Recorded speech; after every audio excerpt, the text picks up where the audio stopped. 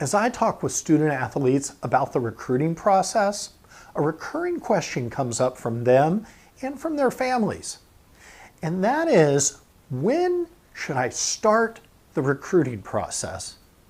And when should I start sending those emails to coaches? Well, today I'm going to share what I tell them. Let's jump in and discuss.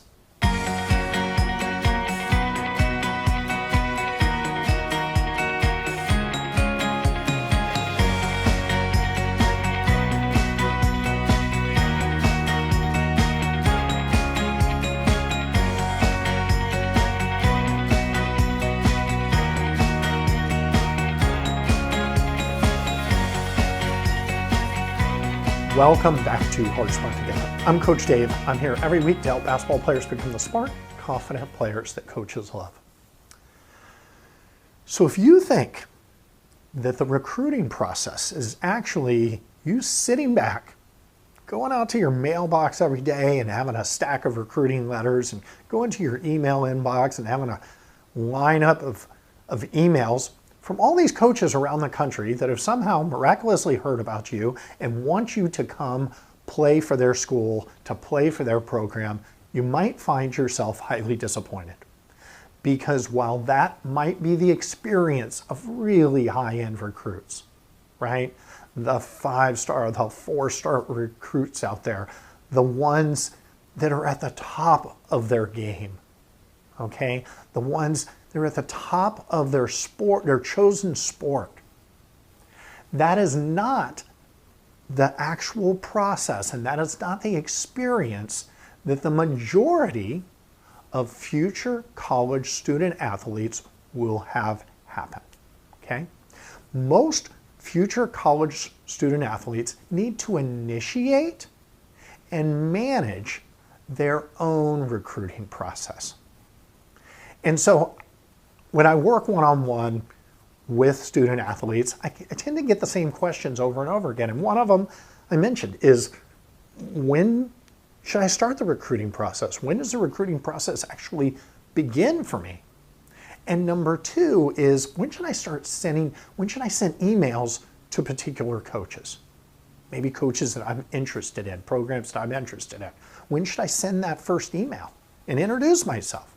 So I want to get into that today, how I answer those questions when I'm working one-on-one with a student athlete. Before I do, I'd love to give you a free gift just for listening in today. So if you haven't already downloaded the 8 intangible skills that coaches love to see in players, whether that be your high school coach today or your future college coach, coaches love these intangible skills from student athletes. So if you haven't already downloaded it, I put a link in the description below, or you can simply go to hardsmarttogether.com/intangibles, and I'll be sure to get you that checklist. Okay. So, when does your recruiting process actually begin? Well, your recruiting process begins as soon as you start evaluating where your best fit, your ideal fit college might be, okay? What is your fit in a college? And for most students, everybody kind of goes through this. You evaluate, where do I want to go to school? And there's a ton of criteria that go into that for every student, right? Tons of criteria. But for student athletes, there's this whole additional section of criteria, okay? And that is, where do you fit as a student athlete, in what type of program, what level, okay? Where are your skill sets of fit for you to play your chosen sport? So in addition to all the criteria that every other student has to go through as they evaluate their ideal college profile, if you will, you need to evaluate where your current and future skill sets will fit in your chosen sport, and what kind of program might be a best fit for you and for you to, give your skills towards. So that's when the recruiting process actually begins whenever you start doing that evaluation, whenever you start looking at where your best fit might be, where your ideal college profile might be. As soon as you start doing that evaluation and incorporating, where you might fit into the basketball world, that's the beginning of your recruiting process, okay? Now, the second part of the question I always get is, okay, so when do we start sending emails? When do I start introducing myself? When do I start getting on coaches' radar, okay? Now, the modern recruiting process is a little bit like, when I worked in tech sales for a long, software sales for a long time, and tech companies have a term for this, okay? And it's demand generation, right? You're trying to generate demand for your product in the technology field, but for you student athletes, you're trying to generate demand for your skill set, okay? So you need to get on a program, a coach's radar, and the best way to start introducing yourself is via email. So when do you send that first email? And the answer is really simple. When you have something significant to send them, okay? Because this is not a fluffy email. This coaches get in their inbox. They are inundated daily by student athletes just like you who want to play for their program, okay? So there's some, ways that we can stand out and get them to actually open up the email. We talked a few weeks ago about what to put in your recruiting video to attract their attention at the beginning of that, but the email itself needs to be data-driven. You need to very quickly let them know what you have to bring to their program or what you may bring in the future to their program by data, okay? By your stats, by your accomplishments, by all the things that you can bring to their program. And you do that through a student athlete profile. But you don't send them the student athlete profile before you have something to say.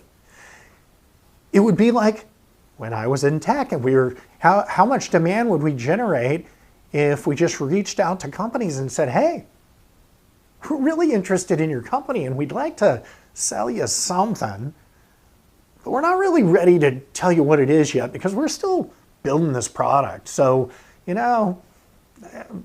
we'll let you know when the product's finished. You need to wait as a student athlete and send that particular coach an email when you start showing the potential that you might be a fit at the level they play in, the league they play in, the program that they have, right? You've got to attract their attention with data.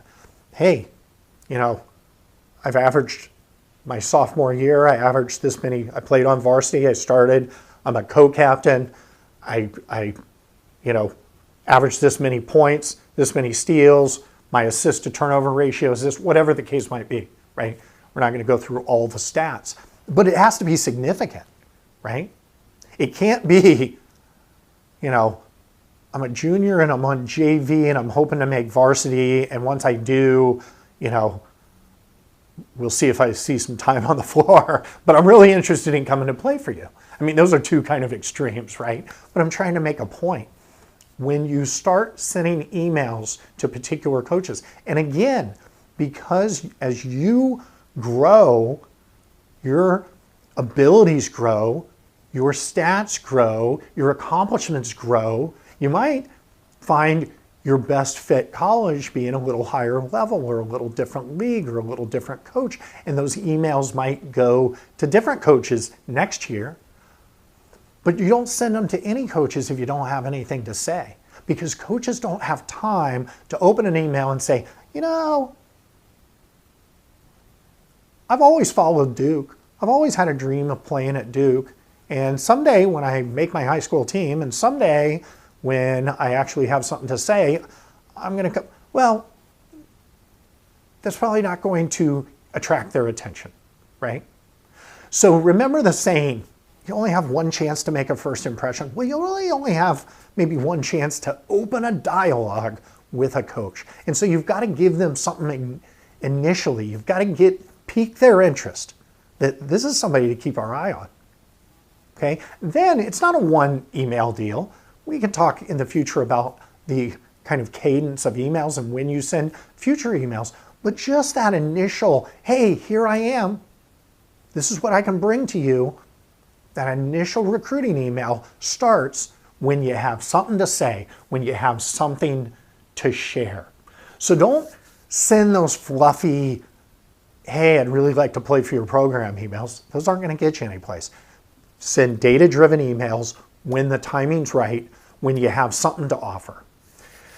So your recruiting process might have already started because you might already be looking at where you fit academically, where you fit, athletically, where you fit, what experience you want out of college, all those other criteria. Your recruiting process may have already begun because you might have already been evaluating and thinking of those things. But your demand generation, your first email, your hey world, here I am emails, needs to be something of substance. And so that's what I tell student athletes I'm working with. I hope this was helpful for you out there. If this was, give me a like, give me a comment below about how your recruiting process might be going. Maybe you're one of those that's getting the pile of emails and mail, and if you are, really interested in hearing about that as well. And hopefully this was helpful. And until next week, remember to play hard, play smart, and play together. See you next week.